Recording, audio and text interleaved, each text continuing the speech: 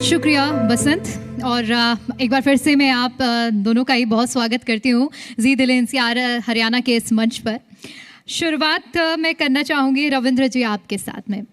Trading Gurukul आखिर क्या समझा जाए, अगर नाम से ही समझने का प्रयास किया जाए तो क्या विजन है, किस तरह से आप लोग काम करते हैं और समाज में लोगों को सर्व कर रहे हैं? देखिए, ट्रेडिंग गुरुकुल 2008 से हमने सोनीपत में स्टार्टिंग की थी। हमारा विजन है इसके साथ फाइनेंशियल लिटरेसी। जैसे आज आपकी थीम है एमर्जिंग सोनीपत, ऐसे ही एमर्जिंग हमारी कंट्री है, हमारा देश आगे बढ़ रहा है। तो हमारा विजन था कि हमारा सोनीपत भी आगे बढ़े, लोगों को फाइनेंशियल अवेयरनेस के बारे में पता लगे। क्योंकि हमारा देश आगे बढ़ रहा है, उसको ज़्यादा से ज़्यादा स्पीड से तभी आगे बढ़ाया जा सकता है अगर लोगों को फाइनेंशियल अवेयरनेस हो। और उसमें हम स्टॉक मार्केट के बारे में, म्यूचुअल फंड्स के बारे में लोगों को अवेयर करते हैं। क्योंकि अभी रिसेंटली आपने देखा होगा हमारी कंट्री $4 ट्रिलियन की इकोनॉमी हो गई है। वर्ल्ड में टॉप 5th सबसे बड़ी इकोनॉमी हमारी कंट्री बन गई है। और हमारा विज़न है, जैसे सरकार का विज़न है 2047 तक हमारी कंट्री को डेवलपिंग कंट्री से डेवलप्ड कंट्री बनाना। उसके लिए हमें एटलीस्ट टॉप 3 में आना होगा। अगर हम कंपेयर करें चाइना से, यूएसए से, यूएसए आज के टाइम में हमसे ऑलमोस्ट 6 to 7 टाइम्स ज़्यादा बड़ी इकोनॉमी है, $30 ट्रिलियन की इकोनॉमी है, और चाइना $20 ट्रिलियन की इकोनॉमी है। अब हम समझते हैं कि हम वहाँ तक कैसे पहुँचेंगे। तो आप सिर्फ सरकार पर डिपेंड नहीं रह सकते कि सरकार आपको रोज़गार देगी उसके बाद ही आप समझेंगे, क्योंकि एक रोज़गार आपका जीवन नहीं बदल सकता। उसके लिए आपको खुद पर भी काम करना पड़ेगा, स्किल पर काम करना पड़ेगा, अपनी नॉलेज पर काम करना पड़ेगा। अगर मैं बात करूँ छोटी सी इन्वेस्टमेंट की, क्योंकि अगर सरकार आपको रोज़गार देती है और आपको फाइनेंशियल अवेयरनेस के बारे में नहीं पता, तो आज के टाइम में, जैसे अभी थोड़ी देर पहले हमारे गन्नौर से विधायक जी थे देवेंद्र काद्यान जी, उन्होंने बताया सोनीपत में प्रॉपर्टी के दाम कितने हो गए हैं। तो एक एवरेज सैलरीड पर्सन जिसकी सैलरी 50,000 से 1 लाख रुपए भी मैं मानता हूं, वो भी अपने लाइफ में एक घर अफोर्ड नहीं कर सकता अच्छी जगह। लेकिन अगर आप अपने फाइनेंशियल मैनेजमेंट को अच्छे से समझ जाते हो और महीने के 2 से 5 हज़ार रुपए भी इन्वेस्ट करते हो, तो आपको 15 से 20 करोड़ रुपए का मिल सकता है।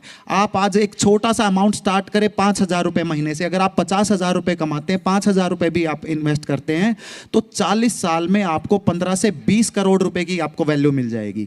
तो ऐसे ही छोटे छोटे स्टेप से हमें आगे बढ़ेंगे। अब एक और सवाल है, हमारे यहाँ हम ट्रिलियन में बात करते हैं, 4 ट्रिलियन इकोनॉमी हम बन गए हैं, लेकिन प्रॉब्लम क्या है? अगर मैं बात करता हूं पर कैपिटा इनकम की, प्रति व्यक्ति आय की, जो हमारी सिर्फ है $2800 साल की, 2 से 2.5 लाख रुपए एवरेज में एक आदमी कमाता है। और हम बात करें यूएसए में, उनका है 85,000, तो 40 टाइम्स ज़्यादा वो हमसे कमाते हैं। चाइना में लगभग $15,000, 7 to 8 टाइम्स वो हमसे कमाते हैं। तो हम वहाँ तक कैसे पहुँच पाएंगे? मेरे पास भी उतना बड़ा कॉर्पस होगा, तो वो इम्पॉसिबल है कि आप सिर्फ एक जॉब के बेस पे आप वहाँ तक पहुँच पाओगे। और स्टॉक मार्केट एक ऐसी चीज़ है, आपको अपॉर्चुनिटीज़ देता है बड़े बड़े बिजनेसमैन के साथ पार्टनरशिप करने की। सपोज सर हैं, इनका बिजनेस अच्छा चल रहा है, स्टॉक मार्केट में इनकी कंपनी लिस्टेड है, तो वहाँ पे मेरे को अपॉर्चुनिटी है, मैं वहाँ पे इन्वेस्ट कर सकता हूँ।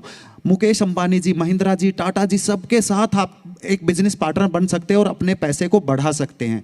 इसी तरह से हम थोड़ा एडवांस तरीके से सोचेंगे, सिर्फ हम नहीं, हमारी कंट्री भी आगे बढ़ेगी। और जो एक टारगेट है, हम अभी वर्ल्ड में 5th नंबर पे तो इकोनॉमी में है, लेकिन एक दूसरा नंबर भी है, हमारा रैंक आता है 136, 136 नंबर पर है हम पर कैपिटा इनकम में। उसको बढ़ाने के लिए हमें उसमें भी टॉप 5, टॉप 10 में आना पड़ेगा। तो उसके लिए आपको खुद को डेवलप करना पड़ेगा, खुद की नॉलेज को समझना पड़ेगा और ज़माने के साथ अपडेट रहना पड़ेगा। बिल्कुल।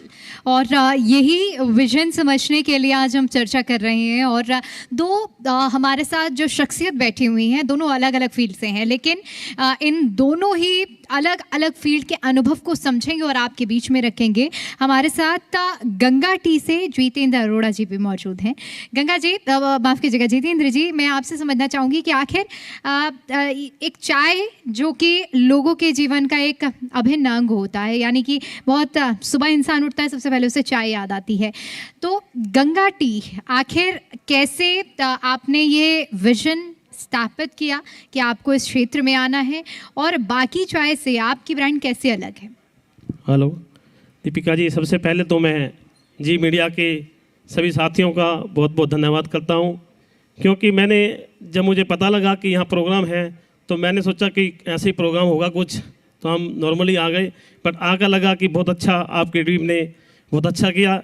इस चीज़ के लिए आपकी पूरी टीम का मैं धन्यवादी हूँ, और आए हुए दर्शकों का भी मैं धन्यवाद करता हूँ जिन्होंने समय निकाल कर इस प्रोग्राम में शोभा को बढ़ाया। अब बात करते हैं चाय के बारे में। सबसे पहले तो मैं अपने बारे में बताता हूँ। मैं एमडी जितेंद्र अरोड़ा, हरियाणा का ही छोटा सा टाउन है गोहाना, सोनीपत डिस्ट्रिक्ट का ही है। यहाँ से मैंने 96 में चाय का बिजनेस स्टार्ट किया। उसके बाद कुछ समय बाद जो है अपने यूनिट को जो है मैं दिल्ली में शिफ्ट किया, और अब जो है हमारी टोटल 4 यूनिट हैं, 2 हरियाणा में और 2 दिल्ली में। टोटल 4 यूनिट हैं, और हम पूरे नॉर्थ इंडिया का काम देखते हैं। हरियाणा, पंजाब, राजस्थान, जम्मू कश्मीर, हिमाचल, सभी स्टेटों में हमारे गंगा ब्रांड के नाम से चाय लोग बहुत पसंद करते हैं। चाय जो है एक गरीब के घर से लेकर एक 500 रुपये डेली की मजदूरी करने वाले एक मजदूर के घर से लेकर 50,000 रुपये डेली कमाने वाले एक अच्छे बिजनेसमैन तक, एक डॉक्टर्स और अच्छी पोस्ट वाले सभी लोग पसंद करते हैं। चाय की सबसे बड़ी खूबी यही है कि नीचे से लेकर ऊपर तक हर अच्छे से अच्छे घर वाला और गरीब वाला भी जिस चाय को पसंद करता है। बिल्कुल, मैंने जैसे कि शुरू में ही जिक्र किया था कि ज़्यादातर भारत में हम देखते हैं कि लोगों के दिन की जो शुरुआत होती है वो चाय की प्याली के साथ होती है, और यही वजह होती है कि इस तरह के आपने जिस तरह से अपने ब्रांड को स्थापित किया वो एक मुकाम तक पहुंचता है। मैं लौटूंगी और फिर हम इसके आयामों पर और चर्चा करेंगे। मैं आपसे समझना चाहूँगी रविंद्र जी, क्योंकि आपने जिस तरह से विस्तार से पूरे एक एनालिसिस बताया, डेटा बताया कि किस तरह से ट्रेडिंग को लेकर, स्टॉक मार्केट को लेकर आज हमारे समाज में जागरूकता फैलाने की बहुत ज़्यादा ज़रूरत है, क्योंकि इसको स्टॉक मार्केट की जब हम बात करते हैं तो लोगों के मन में एक पॉजिटिव साइड भी होता है और एक नेगेटिव साइड भी होता है। जिसने कभी स्टॉक मार्केट में इन्वेस्ट नहीं किया होता है वो डरता है कि मेरा पैसा डूब जाएगा। तो एक आम आदमी के लिहाज से अगर मैं बात करूँ इन्वेस्टमेंट के लिहाज से स्टॉक मार्केट में, तो कितनी चुनौती हो जाती है एक नए इंसान को इस फील्ड में आने में, और उनके डर को आप किस तरह से हटाते हैं? देखिए, अगर मैं बात करूं स्टॉक मार्केट को सीधे शब्दों में समझाऊं तो स्टॉक मार्केट आपकी देश का एक आईना है जो आपके देश की तरक्की को दर्शाता है। अगर आपको अपनी कंट्री की ग्रोथ में बिलीव है तो दैट मीन स्टॉक मार्केट भी परफॉर्म करेगी। और ये हम आज से नहीं, 1990 से ले और आज तक ले लगभग 30-35 साल में तो स्टॉक मार्केट ने हमेशा ऊपर के ग्राफ में ही परफॉर्म किया है, डिस्पाइट कितने भी चैलेंजेस आए हैं, रिसेशन आया है, अलग अलग सरकारें आई हैं, इंडिया पाकिस्तान कॉन्फ्लिक्ट्स हुआ है, तो मार्केट ने हमेशा परफॉर्म किया है।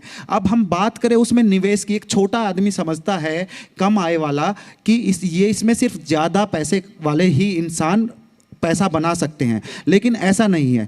मैं इसमें एक छोटा सा एग्जांपल देता हूं। आपने आज सिर्फ 2,000 रुपये महीने से शुरुआत की, 2,000 रुपये महीने से या 5,000 रुपये महीने से शुरुआत की, और आपने आज से अपना रिटायरमेंट प्लानिंग स्टार्ट कर लिया कि आज मेरी जॉब लगी है और जब मैं रिटायर होऊंगा तो मेरे को वहाँ पे कॉर्पस चाहिए, बिकॉज प्राइवेट सेक्टर में, कॉरपोरेट सेक्टर में आपको उस तरह का एक रिटायरमेंट फंड नहीं मिलता। तो आप एक 5,000 रुपये का भी अमाउंट अगर 30-40 साल तक इन्वेस्ट करेंगे तो रिटायरमेंट पे आपके पास 15 से 20 करोड़ रुपए होगा। और अभी हम बात कर रहे थे, हमारे साथ बीजेपी अध्यक्ष मोहन भडोली जी थे, सरकार की एक आपने क्वेश्चन किया था कि महिलाओं को पेंशन। अब मैं इसमें एक सरकार, आपके मंच के माध्यम से सरकार तक एक बात पहुंचाना चाहता हूं। हम कब तक ये फ्री अनाज और पेंशन की स्कीम देते रहेंगे? इसके लिए सरकार को भी थोड़ा लीग से हटकर सोचना चाहिए। आप भी 2,000 रुपये देते हो पेंशन, उसको थोड़ा सा आप लीग से हटकर दो। आप किसी गरीब घर में जो बच्चा पैदा होता है उसके लिए पेंशन स्टार्ट कर दो 2,000 रुपये की, आप उसको 20 साल की आयु तक दे दो, और वो पैसा उसको इन्वेस्ट रहने दो कि जब आप 60 साल के हो जाओगे तब मिलेगा। आप बिलीव नहीं करोगे, वो पैसा 25 से 35 करोड़ रुपए हो जाएगा, और सरकार के ऊपर से बोझ हट जाएगा। पूरी जिंदगी उस परिवार को कभी किसी सदस्य को पेंशन नहीं देनी पड़ेगी। अभी हमारा टैक्स का पैसा फ्री अनाज और ये पेंशन में जाता जा रहा, जो कंटिन्यू चलता रहेगा, कभी बंद नहीं होगा। लेकिन हम इस तरीके से सोचे तो एक परिवार की पूरी पुश्तें हम 20 साल में ख़त्म कर सकते हैं, और ऐसे ही हम गरीबी को हटा सकते हैं। जब जिस परिवार के पास 20-40 साल में 30-40 करोड़ रुपए होगा तो वो परिवार की गरीबी हट जाएगी। एक छोटा सा एग्जाम्पल मैं और देता हूँ। हमें लगता है, जैसे आपने बताया स्टॉक मार्केट को, और लोगों को कैसे डर लगता है। स्टॉक मार्केट में आप 10-20 रुपए से भी इन्वेस्ट कर सकते हो। एक डेली वेजेस वाला मजदूर होता है जो दिन के 500-700 रुपए कमाता है। हम देखते हैं कितने ही लोग दिन के 20-50 रुपए बीड़ी, सिगरेट, तंबाकू पर खराब कर देते हैं। दिन के 20 रुपए तो एटलीस्ट सेव कर सकते हो, सिर्फ 20 रुपए। 20 रुपए भी आपकी ज़िंदगी बदल सकते हैं। 20 रुपए की इन्वेस्टमेंट अगर आपने डेली स्टार्ट करने की एक आदत डाल ली, वो 20 रुपए लगभग 40 साल में 1.5 करोड़ रुपए और 50 साल में आपका 5 करोड़ रुपए का एसेट हो जाएगा। तो जो भी आप बीड़ी, सिगरेट, तंबाकू ले रहे हो और आपने एक नौजवान की उम्र से स्टार्ट कर दिया, तो ये समझिए आप जो भी 30-40 साल तक वो लोगे तो वो एक सिगरेट आप 10 रुपए की नहीं 1.5 करोड़ की पड़ेगी। अगर दिन में 4 सिगरेट पीते हो तो आपको 8 से 10 करोड़ की वैल्यू का नुकसान हो रहा है। तो थोड़ा सा डिफरेंट तरीके से सोचना होगा। इसके लिए सरकार को भी फाइनेंशियल अवेयरनेस कैंप लगाने चाहिए और इसकी शुरुआत स्कूलों से, बेसिक एजुकेशन से होनी चाहिए, क्योंकि हम स्कूलों में अगर वही एजुकेशन देते रहेंगे तो हम बाकी कंट्रीज़ के मुकाबले पीछे ही रहेंगे। अगर हमें आगे बढ़ना है तो अपनी स्पीड को बढ़ाना होगा और अपने बच्चों की और अपने सिटीजन्स की एजुकेशन को और नॉलेज को इम्प्रूव करना होगा। बिल्कुल, और बदलाव और समय के साथ साथ अगर कदम उठाए जाएं तो परिवर्तन ज़रूर देखने को मिलता है। जितेंद्र जी, मैं आपके बिजनेस मॉडल को जिस तरह से अभी हमने समझा, रविंद्र जी भी अपने बिजनेस मॉडल को रख रहे हैं। लोगों को जागरूक करना एक बड़ी बात होती है, और आप जिस तरह से लोगों को चाय के चुस्कियाँ दिलवा रहे हैं वो भी एक बहुत बड़ी समाज की सेवा है। तो मैं समझना चाहूँगी कि अगर गंगा टी की हम बात करें तो बाकी ब्रांड्स के मुकाबले क्या खासियत है जो लोगों का झुकाव, जिस तरह से आपने कहा कि एक गरीब से गरीब तबके का व्यक्ति गंगा टी की तरफ जाता है और अमीर से अमीर तबके का व्यक्ति इस चाय के प्रति अपना झुकाव रखता है। ये दीपिका जी बिल्कुल अच्छा क्वेश्चन किया आपने कि चाय जो हर एक घर की पसंद है। हमारी चाय जैसे बहुत सी कंपनियों में क्या है कि देखा है कि चाय ऐसे ही मार्केट से परचेज करके लोग पैक कर देते हैं या मार्केट में उतार देते हैं। हमारी चाय जब सबसे पहले चाय की पत्ती से स्टार्ट होती है। जब सबसे पहले चाय की पत्ती तोड़ी जाती है तो पहले उसका अच्छी तरह से जो है हमारी जो हेल्प टीम है वो पूरी उसकी जांच करती है। उसके बाद पत्ती से जब चाय का दाना बनता है, जैसे कि हमारी 4 जगह यूनिट है यहाँ की और हमारी लैब अलग अलग जगह बनी हुई है। जैसे चाय का जो है ज़्यादातर चाय की फसल जो है वेस्ट बंगाल में होती है। वेस्ट बंगाल में चाय की फसल होती है, तो वहीं पे भी चाय की पूरी जांच करके उसके बाद हमारे यहाँ यूनिट पे चाय आती है। उसके बाद जांच होती है, पूरी चाय की टेस्टिंग होती है, उसके बाद चाय को पैक किया जाता है। बिल्कुल, और चाय का जब हम जिक्र करते हैं तो नॉर्थ ईस्ट की याद आती है, और नॉर्थ ईस्ट से पूरा सफ़र तय करते हुए एक कड़ा प्रोसेस होता है जब आपके घरों तक ये चाय पहुंचती है। चाय की चुस्कियों की तो बात होती है, चाय पर चर्चा भी होती है, लेकिन इसके साथ साथ अब मैं अगर ट्रेडिंग के आस्पेक्ट को समझना चाहूँ, स्टॉक मार्केट की मैं बात करना चाहूँ, तो एक बड़ा विषय हो जाता है कि जो जागरूकता के लिए जिस तरह से आप पिछले 17 सालों से लगातार लोगों को जागरूक कर रहे हैं, तो किस तरह की ट्रेनिंग लोगों को दी जाती है? क्या वीकली बेसिस पे कितने दिनों में लोगों को आप जागरूक करते हैं, समझाते हैं, पूरे कोर्सेज देते हैं? देखिए, पिछले 17 साल हो गए हमें सोनीपत में लोगों को जागरूक करते हुए। हम डिफरेंट सेशन सेमिनार्स भी ऑर्गेनाइज कराते हैं।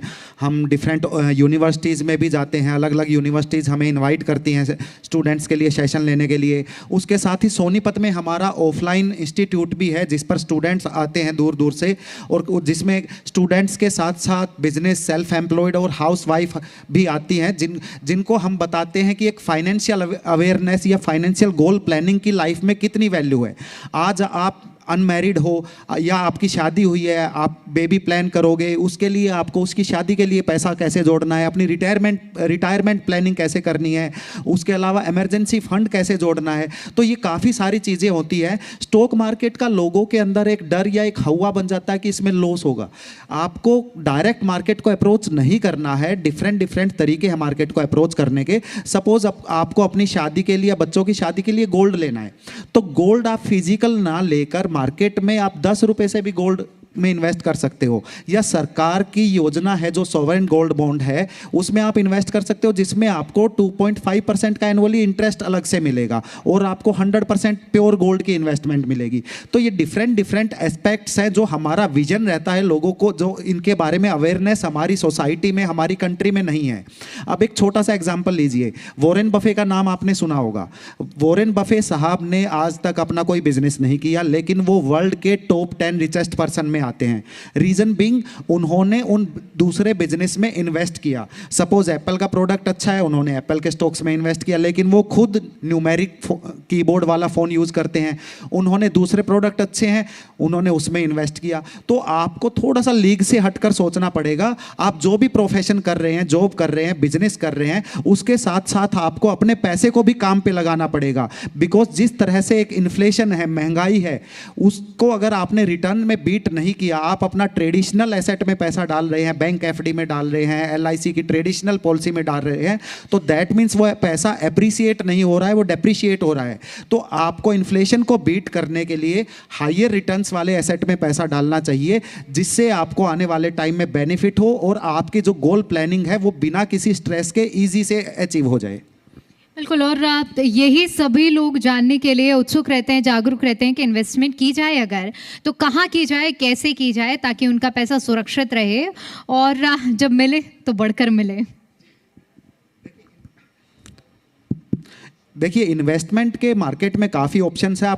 आप म्यूचुअल फंड के रूट से जाइए। आजकल सेबी ने काफ़ी अच्छा ऑप्शन कर दिया। आप 100 रुपये की SIP, सिस्टमेटिक इन्वेस्टमेंट प्लान, 100 रुपये से भी इन्वेस्टमेंट स्टार्ट कर सकते हैं। दैट मीन्स कोई भी इंसान SIP से इन्वेस्ट कर सकता है। SIP भी आपका पैसा मार्केट में ही इन्वेस्ट करती है, स्टॉक्स में इन्वेस्ट करते हैं, लेकिन एक प्रोफेशनल फंड मैनेजर द्वारा। तो जो वो पूल में पैसा इकट्ठा होता है, सपोज आज मुझे रिलायंस में इन्वेस्ट करना है, रिलायंस का स्टॉक 1200-1400 रुपये है, तो आपको एक स्टॉक के लिए 1400 रुपये चाहिए। लेकिन मेरा जो 100 रुपये पूल में इकट्ठा होकर इन्वेस्ट हुआ है, उसमें हो सकता है मैंने रिलायंस भी लिया है, हो सकता है मैंने मारुति भी लिया है, हो सकता है टाटा मोटर भी लिया है। तो वहाँ पर आपका रिस्क कम है, आपका पैसा एक क्वालिटी फंड मैनेजर मैनेज कर रहा है।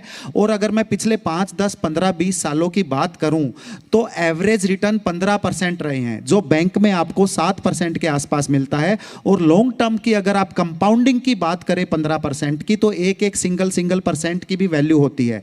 एक छोटा सा एग्जांपल, अगर आप 5,000 रुपये महीना अपने बैंक में या किसी इंश्योरेंस पॉलिसी में डाल रहे हैं और उसको 20 साल तक कंटिन्यू करते हैं, तो आपको हार्डली 20 से 25 लाख रुपए मिलेगा। वही पैसा आप म्यूचुअल फंड के, जो आपके मिड कैप फंड या लार्ज कैप और मिड कैप फंड होते हैं, उनमें डालते हैं, 15% के हिसाब से आपको 1 करोड़ रुपए मिलेगा। और वही पैसा 40 साल तक आपने रिटायरमेंट के लिए रख लिया तो आपको 30 से 40 करोड़ रुपए मिलेगा। और शायद ही यहाँ पे कोई ऐसा इंसान होगा जो 50,000 या 1 लाख रुपए की नौकरी करके रिटायरमेंट पे 40 करोड़ रुपए लेके जाएगा। बिल्कुल। अब जितेंद्र जी, क्योंकि बिजनेस मॉडल पे जब हम चर्चा कर रहे हैं तो मैं ये भी समझना चाहूँगी, आज के समय में सरकार की ओर से तमाम तरह की योजनाएं चलाई जा रही हैं एक बढ़ावा देने के लिए, ताकि जो युवा हैं वो अपने बिजनेस मॉडल को रखें और आगे बढ़ा सकें। क्योंकि आप उन तमाम युवाओं के लिए एक बड़ी प्रेरणा के स्रोत हो सकते हैं। आपने भी एक छोटे से बिजनेस से एक बड़े मुकाम को हासिल किया है। तो मैं समझना चाहूँगी कि क्या अपनी तरफ से आप टिप्स देंगे उन युवाओं को, ताकि वो आपको सुनकर एक मोटिवेशन ले सकें और जो सपने देख रहे हैं कि वो भी मालिक बने अपने बिजनेस के, तो वो कैसे कर सकते हैं? बिल्कुल, बहुत अच्छी बात पूछी आपने। कि मैं जैसे अपने बारे में बताऊं तो मैंने जैसे पहले भी बताया कि मैंने छोटे लेवल पे बहुत बिजनेस को स्टार्ट किया और आज जो है 7 स्टेटों में, पूरे नॉर्थ इंडिया में है। मेरा एक ही लक्ष्य रहा है, जो हमारे बुजुर्गों से हमें शिक्षा मिली है कि मेहनत और ईमानदारी। आज के जो है युवा हैं मेहनत नहीं करना चाहते, सोचते हैं कि बहुत थोड़ी सी मेहनत में बहुत बड़ी कामयाबी मिल जाए। कामयाबी तो बहुत बड़ी मिलेगी, बस थोड़ी सी मेहनत, थोड़ा स्ट्रगल करना पड़ेगा, तो कामयाबी को कोई रोक नहीं सकता।